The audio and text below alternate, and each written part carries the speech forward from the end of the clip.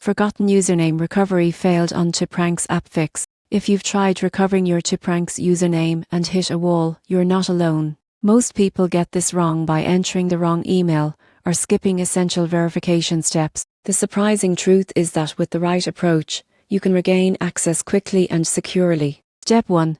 Open the TipRanks app or website and tap Forgot Username. Enter the email address linked to your account. TipRanks will send a recovery email containing your username or a secure link to reset your login credentials. Step 2. Check all your email folders, including spam, junk, and promotions. Recovery emails often get filtered automatically, so don't miss it. Avoid sending multiple requests in a short period, as this can temporarily lock your account. Step 3. If your registered email is no longer active, gather verification details such as your full name, subscription type, or recent account activity. Contact TipRanks support with this information for faster assistance. Step 4.